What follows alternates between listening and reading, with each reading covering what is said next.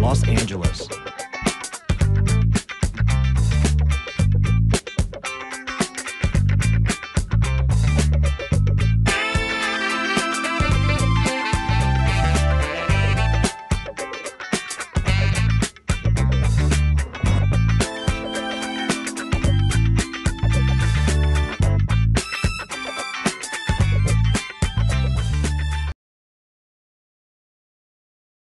Hi YouTube, on this video I am going to be showing you how to replace the brake pads on the Kawasaki Concours 14.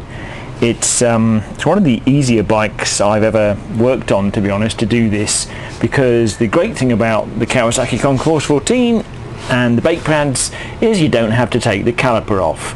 All you have to do is undo these two bolts here, 1 and 2, and these are 5mm hex bolts, so you're going to need a 5mm Allen wrench or an Allen or a hex wrench, and that's about it. These bolts can get really tight, to be honest, so if you are going to use something like WD-40 to loosen them off, just be very, very careful when you put that on. You do not want to get any oil on your rotors or inside the caliper mechanism. So if you are going to do that, you might want to just actually spray some WD-40 onto a Q-tip and just dribble it on like that. You do not want to get that stuff anywhere near the brake discs, the rotors, or the actual pistons or calipers inside. So be very careful if you're going to spray that stuff about. And with that said, right, I'm going to show you how simple this really is. Okay, these bolts can get really, really tight, so if you are going to just be very careful when taking these out. You do not want to strip the insides of these Allen bolts, so make sure you are using the right size Allen key or hex key. So the bolt will only go so far, and you're going to have to take it out with your hands, and you want to get yourself some protective gloves on, because that brake dust is nasty stuff. You don't want to be breathing that in either, so don't go licking the brake pads. So what you want to do when you've got this bolt here loosened, this is a spring mechanism, and you can just, I don't know if you can see that through there, but the bolt is actually going through here, this bracket, then it goes between this spring mechanism here. So when you just put your fingers on there to hold it in place when you're taking this bolt out, otherwise it could spring, this thing inside here could spring out, and you want to just make sure, one, that you keep it, and two, that you remember which way it goes in. When you put it back in, you want to make sure that this sort of T-bar bit here, this T-bar bit here goes at the bottom. So it's covered in brake dust, so take that out, and then literally get your fingers inside here. I'm blocking the camera, but here we go. So you can see here, these are the two pads, and there's 4 pads in each caliper. So you just literally pull those out, and there we have it, 1 brake pad. It's quite scored actually. It's pitted on the edge as well. Just gently, slowly wiggle them out. There we go. That one's worn down more than the other side. You probably can't see it in there, but you can see, I can see the piston. You're going to have to push those out the way slightly when you put the other one back in. So you get yourself a tool, just gently push these pistons back inside.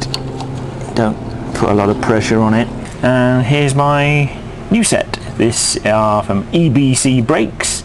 This is the double H sintered pads. Now you can get the other ones, but these are more expensive, but they, of everything I've read and all my other bikes, I've always used the sintered ones. They have less dust, and I feel they have a better stopping power than the the other pads you can buy. So I got these from Revzilla online. So here's the new pad, nice and shiny, and see, you can see the thickness of the pad. I don't know whether you can see that there like that. The new one is at least twice the thickness of the old. So clearly my other ones were on their way out. And all you do with these is put them back in where you took them out. Took the old ones out. Just make sure, like I say, that piston is pushed out of the way. See that nice? Just do it gently, and you can slide them back in. Obviously make sure that the pad side goes against the inside of the caliper, otherwise you've got them in the wrong way. So that's number one. And if you're not getting it to go in, you're going to just have to move that piston out the way a little bit more. Don't push them all the way, because you need to have them at the end, so when you push the screw back in, the bolt back in, it needs to go through this part, through the ends of the end tabs of the pads, and it goes through this bolt like that. So, and it uses the spring. This is a spring pressure mechanism, and it uses that pressure to hold them in place. I'm just going to clean off this spring mechanism a bit, just get rid of some of the excess brake dust. Just going to clean this off. I'm not going to go crazy on it, but make sure it's good and dry, whether you're using cleansing fluid or even just a bit of oil. Just make sure it's very, very good and dry before you put it back in. You do not want any hint of oil inside that caliper. Okay, so now you remember that the T-bar piece goes at the bottom. So just gently put that back in there like that. Now don't push it too hard, because you'll push the pads too far back in. And then get the retaining bolt and just gently feed that back through. Just jiggle it about a bit. You'll feel it start to go through the various holes. And if the pad does drop down too far inside, just get your hand at the back of the caliper up here, and you'll be able to push it back up in line.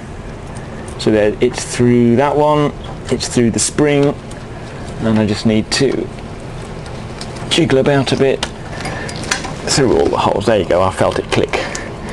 And then you can just start to wind that one back in.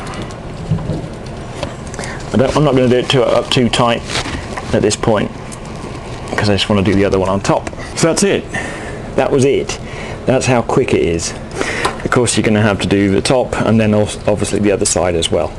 And please, please, please do replace these both sides at the same time. Don't just do one side. That will give you some terrible braking action. Apply some good old pressure and tighten these up. Now you do want these to be tight. You don't want these falling out. So all the people that get really upset in my videos about tightening things up, look away now. And that's it. That really is that simple. Obviously make sure you do both sides, put them in pairs, and when you go out for a ride after replacing these, make sure you pump your brakes a few times to even up the pressure on the cylinders. You don't need to bleed the system, but do just pump the brakes a few times before you set off riding. And of course these are brand new pads, they're going to need bedding in a bit, so don't go leathering the tits off your bike at 105 and then ramming on the brakes. Take it gentle, nice smooth braking action, and that's it. Nice and easy. I hope you've enjoyed the video. It's really easy and quick to do. These pads were about 100 and I think I paid about 105, something like that, $110 for both sets on the front. So yeah, it's really, you've saved yourself a lot of labor here, labor charges. It's worth doing. It's really simple, really easy. I've just shown you the video step by step, so hope you can follow along yourself. Thanks for watching. Check out my other videos. Thanks. Bye bye.